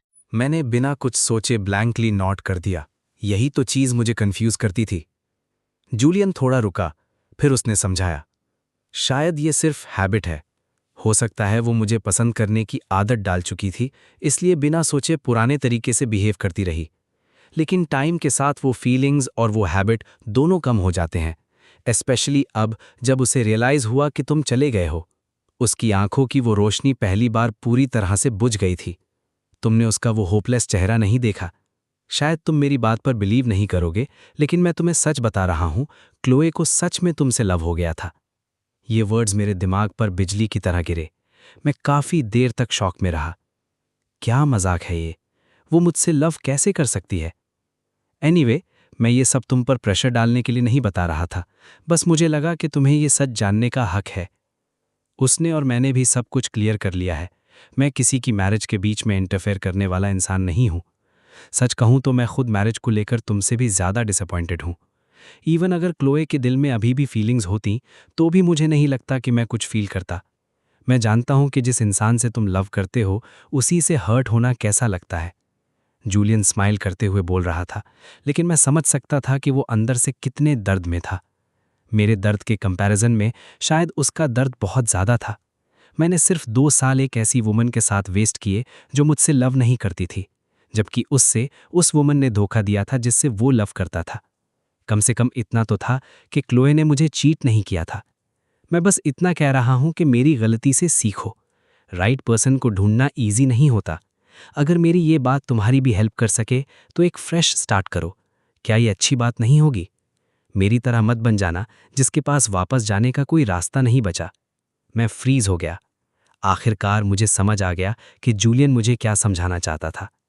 सिंपल वर्ड्स में, जो इंसान तुम्हारे सामने है उसकी कदर करो। मैंने गहरी सांस ली, थोड़ा सोचा और फिर भी अपना सर हिला दिया। जूलियन, मुझे ये सब बताने के लिए थैंक्स, लेकिन मुझे भी तुम्हारी तरह मैरिज से उम्मीद खत्म हो चुकी है। और वैसे भी क्लोए और मेरे बीच जो कुछ हुआ वो सिर्फ तुम्हारी वजह से नहीं हुआ था। ये सब रोज की जिंदगी की छोटी छोटी बातों की वजह से हुआ था। तुम जानते हो, कैमल की पीठ एक आखिरी तिनके से नहीं टूटती, उस पर पड़े हर एक तिनके का बोझ मिलकर उसे तोड़ता है। तुम दोनों के बीच चीजें ठीक होती या नहीं, मैं फिर भी चला जाता। मैंने बहुत पहले ही अपना डिसीजन ले लिया था। मैं अब अपने डिसीजन से पीछे नहीं हटूंगा। ये सब जानने के बाद भी मैं वही डिसीजन लेता। जैसे मैंने कहा, क्लोए और मेरे बीच जो था वो सिर्फ फीलिंग्स की वजह से नहीं था। ज्यादातर प्रॉब्लम रोज की जिंदगी की छोटी छोटी बातों में थी। अगर हम एक दूसरे के लिए सही नहीं हैं तो साथ रहने का कोई मतलब नहीं है। जूलियन मुझे ब्लैंकली देखता रहा। उसे उम्मीद नहीं थी कि मैं उससे भी ज्यादा पीसफुली इस सब को एक्सेप्ट कर चुका हूं। जूलियन, अब और कुछ कहने की जरूरत नहीं है। तुम्हें इस सब में घसीटने की वजह से मुझे वैसे ही बहुत बुरा लग रहा है। मैं इस मैरिज से बहुत पहले ही आगे बढ़ चुका हूं। इसे बस छोड़ देते हैं। प्रेजेंट पर फोकस करो और फ्यूचर को एक्सेप्ट करो। मैंने जूलियन के कंधे पर हाथ रखा और वहां से जाने के लिए खड़ा हो गया। जूलियन को अपने थॉट्स से बाहर आने में थोड़ा वक्त लगा। वो खुद भी अपनी मैरिज को लेकर बहुत परेशान रहा था। उसकी एक्स वाइफ के धोखे की वजह से वो आगे नहीं बढ़ पा रहा था। अब जब वो मेरी बातों के बारे में सोच रहा था तो उसे लगा कि मेरी बात बिल्कुल सही थी। वो स्माइल किया, जैसे उसके दिल से कोई बड़ा बोझ उतर गया हो। लेकिन जैसे ही वो पलटा, उसने पास में क्लोए को देखा। वो कोट और हैट पहने पूरी तरह से ठंड से कवर्ड थी। कुछ पल हेजिटेट करने के बाद जूलियन उसके पास गया और उसके सामने बैठ गया। क्लोए ने हमारी पूरी कॉन्वर्सेशन सुन ली थी, एक एक वर्ड। क्या तुम ठीक हो? क्लोए ने अपना सर उठाया। उसकी आंखें पहले ही लाल हो चुकी थीं। जूलियन ने साय किया। वो जानता था कि क्लोए का दिल कितना टूट चुका था। मैं और कुछ नहीं कहूंगा। क्या तुम अब उसे गिव अप करना चाहती हो? क्लोए बहुत दर्द में थी, लेकिन उसे मेरे लिए और भी ज्यादा बुरा लग रहा था। वो मुझसे कभी इतना लव करता था और अब वो ऐसी बातें कह रहा है। लगता है मैंने सच में उसका दिल तोड़ दिया। जूलियन, मैं गिव अप नहीं कर सकती। उसका मुझे छोड़कर जाना 5 साल तक उसकी फीलिंग्स को इग्नोर करने की मेरी पनिशमेंट है। ये पनिशमेंट मिलना डिजर्व करती हूं, लेकिन मैं गिव अप नहीं कर सकती। मुझे पता है कि वो पहले मुझसे कितना लव करता था। मैं बहुत ग्रीडी हूं। मैं नहीं चाहती कि उसका वो लव बस हवा में गायब हो जाए। आउटकम चाहे जो भी हो, मुझे ट्राई तो करना ही होगा। मुझे वो फील करना है जो उसने फील किया था और उसे दिखाना है कि मैं उससे लव करती हूं। क्लोए के चेहरे पर स्ट्रॉन्ग डिटर्मिनेशन था। जूलियन स्माइल किया। ये सुनकर मुझे सुकून मिला, लेकिन तुम दोनों भी ना बहुत जिद्दी हो। इस तरह एक दूसरे के सामने खड़े हो, पता नहीं इसका एंड क्या होगा। क्लोए ने हल्की सी स्कॉफ की और अपनी छोटी सी फिस्ट हवा में उठाकर दांत भींच ली। जब मैं उसे वापस पालूंगी तो मैं उससे हर दिन बोलने पर मजबूर करूंगी कि वो मुझसे लव करता है। मैं उससे ये भी बुलवाऊंगी कि मुझसे शादी करना नहीं, दोबारा मुझसे शादी करना उसकी जिंदगी में हुई सबसे खुशी वाली चीज है। उसने मन ही मन खुद से प्रॉमिस किया। अभी जितना चाहे एटीट्यूड दिखा लो, बहुत जल्द मैं तुम्हारा डिसीजन बदल दूंगी। मैं तुम्हें दिखाऊंगी कि मैं तुमसे कितना लव करती हूं और तुम्हें दोबारा मुझसे लव करने पर मजबूर कर दूंगी। मैं तुम्हारी पूरी दुनिया को अपने अराउंड घूमने पर मजबूर कर दूंगी। मैं तुम्हें दिखाऊंगी कि अब मुझे तुम्हारे लव की वैल्यू समझ आ गई है और अब से मैं तुमसे पहले से भी डबल लव करूंगी। नेचुरली मुझे क्लोए के इस प्रॉमिस के बारे में कुछ पता नहीं था। मुझे बस अपने काम निपटाने थे और अपनी ट्रैवलिंग कंटिन्यू करनी थी। ये हाउस मेरा नया प्लेस था जो मैंने अभी अभी खरीदा था। अभी तक मुझे इसे प्रॉपर्ली सेट करने का टाइम नहीं मिला था, लेकिन वापस आने के बाद मैं सब मैनेज कर लेता। तभी क्लोए का मैसेज आया, क्या तुम फ्री हो, डिनर करने चले? मैंने मैसेज देखकर फ्राउन किया। मेरा उसके साथ डिनर करने का बिल्कुल मन नहीं था। हम डिवोर्स हो चुके थे, इसलिए हमें एक दूसरे से दूर रहना चाहिए। क्या हम एक मील भी साथ नहीं खा सकते? तुम इतना छोटा दिल रखते हो या तुम मुझसे डर रहे हो? मेरे फ़ोन पर एक के बाद एक मैसेजेस आने लगे। आखिर मेरे पास कोई चॉइस नहीं बची तो मैंने उससे मिलने के लिए हाँ कर दी। मैं भी इस मौके का यूज़ करके सब कुछ एक बार और हमेशा के लिए क्लियर करना चाहता था। वही फैमिलियर रेस्टोरेंट, वही फैमिलियर बूथ, सब कुछ देखते ही मेरी सारी पुरानी मेमोरीज वापस आ गईं। ये वही जगह थी जहां हम पहले बहुत बार साथ में खाना खाते थे, और ये वही जगह थी जहां मैंने पहली बार उससे अपनी फीलिंग्स कन्फेस की थी। मुझे अभी भी याद था, हाथ में रोजेस का बुके था, मैंने पहले से बूथ रिजर्व कर रखा था। मेरे सामने क्लोए बैठी थी और मैं नर्वस होकर उसे देख रहा था। काफ़ी देर तक मैं अपनी बात कहने के लिए वर्ड्स ढूंढता रहा। आखिर में मैंने हिम्मत करके अपनी फीलिंग्स कन्फेस की, लेकिन मुझे उसकी तरफ से रिजेक्शन मिला। उस रिजेक्शन ने बहुत लंबे टाइम तक मेरा दिल तोड़ दिया था। फिर भी एक ऐसे कॉकरोच की तरह जो कभी हार नहीं मानता, मैं उस लव के पीछे भागता रहा जो शायद कभी मेरे लिए था ही नहीं। यहां दोबारा आकर मुझे 5 साल पहले की अपनी हिम्मत पर खुद हैरानी हुई, लेकिन साथ ही मुझे किस्मत कितनी जल्दी बदल सकती है इस बात पर भी हैरानी हुई। कुछ चीज़ें सच में समझ से बाहर होती हैं। इस जगह को याद है? क्लोए की ब्यूटीफुल आंखों में एक अजीब सी चमक थी जब उसने हमारे पुराने फेवरेट डिशेस से पूरी टेबल ऑर्डर कर दी। डिशेस वही थे, बूथ भी वही था, यहां तक कि रोजेस भी वही थे। हाँ, मुझे याद है। मैं कैसे भूल सकता हूं कि यही वो जगह है जहां मैंने तुम्हें पहली बार अपनी फीलिंग्स बताई थी। क्लोए ने हल्की सी स्माइल दी। मैंने तुमसे कहा था ना कि मैं तुम्हें वापस पाऊंगी, इसलिए अब तुम मेरे साथ वैसे ही बिहेव करो जैसे मैंने तुम्हारे साथ किया था, ओके? उसकी बात ने मुझे और कंफ्यूज कर दिया। उसका मतलब क्या था? उस वक्त मैंने तुम्हें रिजेक्ट किया था, लेकिन मैंने कभी तुम्हें कंप्लीटली इग्नोर नहीं किया था। लेकिन अब तुम मेरे साथ बहुत हार्श हो। अगर 5 साल पहले मैं तुम्हारे साथ आज की तरह कोल्ड होती, तो क्या तुम 3 साल तक मेरे पीछे भागते? क्लोए की बात में पॉइंट था।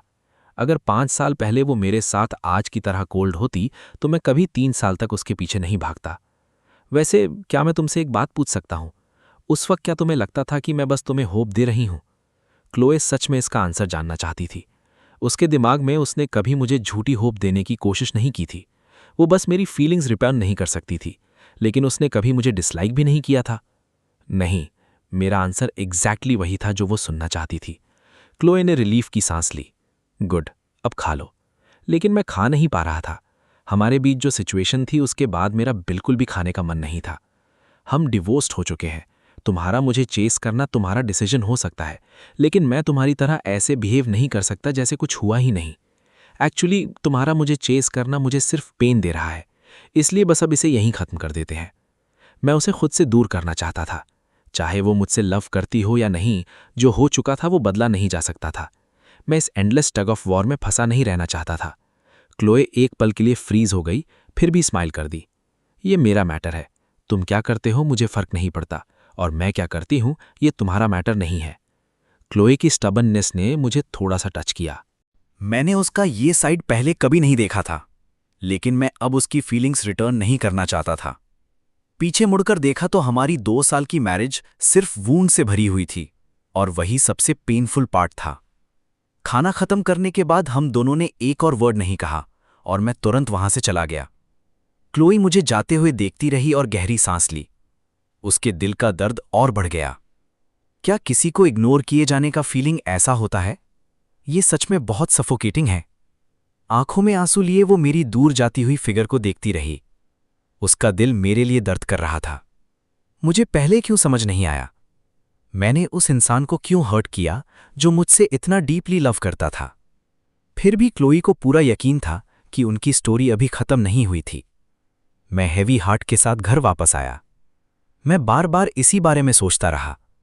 जितनी जल्दी हो सके यहां से चले जाना ही बेटर है। इसलिए मैंने तुरंत एक फ्लाइट बुक कर ली। चले जाना मतलब उसे अवॉइड करना, वक्त के साथ सब कुछ फेड होने देना और इस टॉक्सिक रिलेशनशिप को कंप्लीटली एंड कर देना। लेकिन मुझे बिल्कुल नहीं पता था कि जैसे ही मैंने टिकट बुक किया, क्लोई को इसकी न्यूज़ मिल गई। उसने कुछ नहीं कहा। इसके बजाय अगले ही दिन उसने एक प्रेस कॉन्फ्रेंस बुला ली। मैं एक अनाउंसमेंट करना चाहती हूँ। मैं एक्टिंग से ब्रेक ले रही हूँ। मैं कब वापस आऊंगी मुझे खुद नहीं पता। रिपोर्टर्स शॉक हो गए और जूलियन भी बिलीव नहीं कर पा रहा था। मिस कार्टर, अभी तो आप फिल्म फेस्टिवल के लिए नॉमिनेट हुई हैं। आपका करियर अभी पीक पर है। क्या आप बता सकती हैं कि आप एक्टिंग से ब्रेक क्यों ले रही हैं? क्या ये किसी हेल्थ प्रॉब्लम की वजह से है? किसी भी रिपोर्टर को समझ नहीं आ रहा था कि ये राइजिंग स्टार अचानक एंटरटेनमेंट इंडस्ट्री क्यों छोड़ रही है। इस इंडस्ट्री में स्टार्स को रिप्लेस होने में ज्यादा टाइम नहीं लगता। कल कोई और इजीली क्लोई की जगह ले सकता था। मैं बिल्कुल हेल्दी हूं, इसलिए टेंशन मत लीजिए। मैं अपने करियर से भी ज्यादा इंपॉर्टेंट एक चीज के पीछे जाना चाहती हूं। रिपोर्टर्स और भी कंफ्यूज हो गए। मिस कार्टर, क्या आप बता सकती हैं कि वो क्या है? जब रिपोर्टर्स बार बार आंसर मांगने लगे, क्लोई कैमरा की तरफ देखकर स्माइल करने लगी। मेरी जिंदगी की खुशी। अगर मैंने इसे खो दिया तो मुझे पूरी जिंदगी रिग्रेट होगा। मैं खुद को कभी माफ नहीं कर पाऊंगी। उसकी स्माइल ने सबको टच कर दिया। जूलियन भी स्माइल किया, क्लोई को सपोर्ट करते हुए धीरे से क्लैप किया। दूसरी तरफ मैं डिनर करते हुए स्क्रीन पर यह सब देख रहा था। क्लोई जैसी टॉप स्टार का अचानक एक्टिंग से ब्रेक लेना बहुत बड़ी न्यूज़ थी। मैंने कभी नहीं सोचा था कि क्लोई बात को इतना आगे तक ले जाएगी। मुझे यकीन ही नहीं हो रहा था। क्या वो सच में मेरे लिए कर रही थी? वो मेरे लिए इतना बड़ा स्टेप भी ले सकती थी? क्या उसे सच में मुझसे लव हो गया था? ये पॉसिबल कैसे था? मैं अभी ये सब प्रोसेस भी नहीं कर पाया था कि मेरा फोन रिंग करने लगा। क्लोई का कॉल था। अपनी लोकेशन भेजो, मैं तुम्हें ढूंढने आ रही हूं। मैंने लोकेशन भेजने की हिम्मत नहीं की। मैं अभी उसका सामना नहीं कर सकता था। तभी जूलियन का भी कॉल आ गया। ईथन, क्लोई ने एक्टिंग छोड़ दी। मुझे लगता है उसने ये तुम्हारे लिए किया है। इसीलिए जो मैंने तुमसे उस दिन कहा था उसके बारे में सीरियसली सोचना। मैं कोई गेम नहीं खेल रहा हूं। डिवोर्स का डिसीजन मैं बहुत पहले ही ले चुका था। फिर चीजें ऐसे कैसे बदल गईं? काफी देर की साइलेंस के बाद मैं खुद को क्लोई को कॉल करने से रोक नहीं पाया। हेलो, क्या तुम्हें डर था कि मैं तुम्हारा मैसेज मिस कर दूंगा, इसीलिए आप कॉल करके अपनी लोकेशन बताने आए हो? ठीक है, बोलो, मैं सुन रही हूं। क्लोई ने फोन स्पीकर पर रखा और अपना सामान पैक करना शुरू कर दिया। मैंने आह साई की। तुम्हें अपनी जॉब नहीं छोड़नी चाहिए, एक्टिंग तो बिल्कुल भी नहीं। ये तुम्हारे लिए बहुत बड़ा लॉस है। क्लोई ने मेरी बात को इग्नोर कर दिया। लॉस हो या ना हो, मुझे पता है मैं क्या कर रही हूं। सबसे इंपॉर्टेंट बात, मुझे पता है कि मुझे क्या चाहिए। मुझे पता था कि वो इनडायरेक्टली मेरे बारे में बात कर रही थी। फिर भी मुझे उसके साथ सब कुछ क्लियर करना था। लेकिन हम सच में डिवोर्स्ड हैं, हम वापस साथ नहीं आ सकते। क्लोई अब इस बात से इजीली अफेक्ट नहीं होती थी, मुझे पता है। लेकिन मैं तुमसे एक सवाल पूछना चाहती हूं। क्या तुमने मुझे जूलियन की वजह से डिवोर्स दिया था? मैं एक पल के लिए रुक गया, फिर आंसर दिया। उसका भी एक रोल था, लेकिन वो पूरी वजह नहीं थी। हमारे बीच बहुत सारी प्रॉब्लम्स थीं। चाहे मैं अभी उन्हें टॉलरेट कर भी लूं, मैं हमेशा के लिए ऐसा नहीं कर सकता। आखिर में ये मैरिज एक मिस्टेक थी। हम दोनों एक दूसरे के लिए सही नहीं हैं। क्लोई ने जवाब दिया। मैं समझ गई। हर बार तुम ही मुझसे लव करते थे, तुम ही सब कुछ टॉलरेट करते थे और तुम ही कॉम्प्रोमाइज करते थे। इसलिए तुम्हारे लिए हमारी मैरिज एक टॉर्चर था, एक जिंदा नाइटमेयर। मैं जानती हूं कि पेशेंस की भी एक लिमिट होती है। और जब किसी को बार बार टेस्ट किया जाए तो एक पॉइंट के बाद अंदर कुछ भी नहीं बचता। मुझे सिर्फ इस बात का रिग्रेट है कि मुझे ये सब पहले समझ नहीं आया। मुझे पता है कि मैंने क्या गलत किया, लेकिन मैं तुम्हें एक बात बताना चाहती हूँ। जो हमारे बीच पहले था वो एक रियल मैरिज नहीं थी। एक रियल मैरिज दोनों लोगों की मेहनत से चलती है।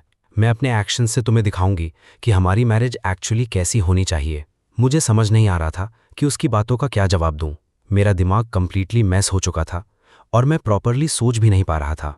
आखिर में मेरे पास बस वही एक लाइन रिपीट करने के अलावा और कुछ नहीं था। हम डिवोर्स्ड हैं, हम एक दूसरे के लिए सही नहीं हैं। क्लोई स्माइल कर दी। उसके लिए मेरी बातों का खत्म हो जाना एक छोटी सी विक्ट्री थी। फिर भी वो जानती थी कि इस तरह की सिचुएशन हम दोनों के लिए पेनफुल थी, इसलिए उसने एक बहुत बड़ा रिस्क लेने का डिसीजन किया। चलो एक बेट लगाते हैं, ओके? मैं कोई गैम्बलिंग करने वाला इंसान नहीं था, लेकिन क्लोई की बात सुनकर मेरी क्यूरियोसिटी बढ़ गई। बोलो। क्लोई थोड़ी देर के लिए रुकी। उसके चेहरे पर पहले से कहीं ज्यादा कॉन्फिडेंस था। 1 महीना। मैं बेट लगाती हूं कि हम दोबारा एक दूसरे के सामने आ जाएंगे। अगर मैं हार गई तो हम सारे टाइज कंप्लीटली कट कर देंगे, फिर कभी एक दूसरे को नहीं देखेंगे। लेकिन अगर मैं जीत गई तो तुम मुझे दोबारा तुम्हें जीतने का चांस दोगे। इस बार भागना नहीं, हम सब कुछ फ्रेश स्टार्ट करेंगे। कर सकते हो बेट। ये सच में क्रेजी बेट थी, लेकिन मुझे लगा दुनिया बहुत बड़ी है, उससे छुपना मेरे लिए इतना डिफिकल्ट नहीं होगा। उसके जीतने के चांसेस बहुत कम थे। तुम पक्का हारोगी। नहीं, मुझे पूरा यकीन है कि हम दोबारा मिलेंगे। क्लोई की आवाज़ में पूरा कॉन्फिडेंस था। वो इतनी श्योर कैसे थी? क्या उसने मेरा फ़ोन ट्रैक किया है? लेकिन मैंने तो नया फ़ोन ले लिया था, वो मुझे ट्रैक कैसे कर सकती है? अगर वो समहाउ मेरी लोकेशन फाइंड भी कर लेती तो उसके लिए बहुत एफर्ट लगता, और जब तक वो वहां पहुंचती तब तक मैं शायद बहुत दूर जा चुका होता। सिंपल है, मैं फेट पर ट्रस्ट करती हूँ। फेट हमें दोबारा मिला देगी, और मुझे लगता है कि हमारा कनेक्शन अभी कंप्लीटली खत्म नहीं हुआ है, क्योंकि मैं अभी भी तुमसे लव करती हूँ। क्लोई पूरी तरह से फेट पर डिपेंड कर रही थी। मैं भी देखना चाहता था कि फेट के पास हमारे लिए क्या था। डील। मैंने बेट एक्सेप्ट कर ली। लेकिन पता नहीं क्यों मेरे अंदर सोई हुई फीलिंग्स में एक बार फिर से हल्की सी हलचल होने लगी। अगर दुनिया में ऐसा कोइंसिडेंस सच में पॉसिबल था, तो इसका मतलब था कि शायद हमारा कनेक्शन अभी कंप्लीटली खत्म नहीं हुआ था। क्यों ना उसे एक और चांस दिया जाए। मैं कभी फेट पर बिलीव नहीं करता था, ना ही मुझे लगता था कि डेस्टिनी हमें दोबारा एक साथ लाएगी। मैं जिस चीज़ पर बेट लगा रहा था वो थी उन 2 सालों में तुम्हें जितना जाना था उस पर मेरा ट्रस्ट। शायद तुम्हें मेरी बात पर बिलीव ना हो, लेकिन मैं तुम्हें बता दूं, बहुत पहले से ही तुम मेरी लाइफ का पार्ट बन चुकी हो। जब मैं तुम पर ध्यान भी नहीं देता था, तुम्हारी केयर भी नहीं करता था, तब भी मैं तुम्हें जानता था। मैं तुम्हें कहीं भागने नहीं दूंगा। क्लोई ने पूरे कॉन्फिडेंस के साथ पहले फ़ोन कट कर दिया। दूसरी तरफ मैं कंप्लीटली कंफ्यूज रह गया। मुझे जानती थी? वो मुझे इतना कैसे जानती हो सकती है? और उसे इतना कॉन्फिडेंस क्यों था कि वो जीतेगी? बेट लगने के बाद क्लोई भी अचानक गायब हो गई। मुझे उसकी तरफ से कोई मैसेज नहीं मिला, और मैं भी अपनी सोलो जर्नी कंटिन्यू करता रहा। 1 हफ्ता जल्दी से बीत गया, लेकिन मुझे क्लोई कहीं नजर नहीं आई। फिर भी पता नहीं क्यों मेरे दिल में जो हल्की सी हलचल थी वो और स्ट्रांग होती जा रही थी। 1 और हफ्ता बीत गया, फिर भी क्लोई का कोई साइन नहीं था। मुझे रिलीफ तो हुआ, लेकिन साथ ही दिल थोड़ा हैवी भी लग रहा था। शायद वो सच में हारने वाली है। 2 हफ्तों में सब ऑफिशियली खत्म हो जाता और वो मुझे परेशान करना भी बंद कर देती। मेरी ट्रिप कंटिन्यू होती रही और दिन धीरे धीरे बीतने लगे। धीरे धीरे मैंने इस सब को एक्सेप्ट करना सीख लिया। शुरू में उसकी बेट की बात बिलीव करना मुश्किल था, और उसने मेरे अंदर कुछ फीलिंग्स भी जगाई थी, लेकिन अब मुझे वैसे फील नहीं हो रहा था, क्योंकि मुझे पता था कि क्लोई पक्का हारने वाली है। सच तो ये था कि क्लोई को भी पूरा यकीन नहीं था कि वो जीतेगी। इस दौरान वो भी कई जगहों पर ट्रैवल कर चुकी थी, फिर भी उसे अपने जजमेंट पर ट्रस्ट था। जैसे जैसे दिन बीत रहे थे उसकी टेंशन बढ़ती जा रही थी। आखिरकार लास्ट दिन आ गया। रात के 12 बजने के बाद वो बेट हार जाती, लेकिन उसे यकीन था कि आज वो जीतेगी। एक फीलिंग को फॉलो करते हुए उसने ट्रेन की टिकट बुक कर ली। ट्रेन उस स्नो बेल्ट की तरफ जा रही थी जहां इस सीजन में हैवी स्नोफॉल हो रही थी। मुझे हैवी स्नो बहुत पसंद थी। ये बात क्लोई ने एक शूट के टाइम नोटिस की थी। उसने मुझे अकेला स्नोमैन बनाते हुए देखा था। उस वक्त मेरी आंखों में जो हैप्पीनेस थी वो उसे याद थी, इसलिए उसने अपनी लास्ट बेट स्नो बेल्ट की स्नोफॉल सीजन पर लगा दी। वक्त धीरे धीरे बीतने लगा। आखिरकार ट्रेन स्टेशन पर पहुंच गई। मैं ट्रेन में चढ़ा और सीधा क्लोई के बगल में जाकर बैठ गया। बिना सोचे मैंने म्यूजिक सुनने के लिए अपने ईयरफोन्स निकाल लिए। मैं अभी जर्नी एंजॉय करने ही वाला था कि एक छोटा सा हाथ मेरी तरफ एक ईयरबड लेकर बढ़ा। सॉफ्ट म्यूजिक, तुम्हारा फेवरेट। मेरी आंखें एकदम बड़ी हो गईं। मैं तुरंत अपना सर उसकी तरफ घुमाया और सामने क्लोई थी। उसकी आंखों में आंसू भरे हुए थे, लेकिन चेहरे पर प्योर रिलीफ वाली स्माइल थी।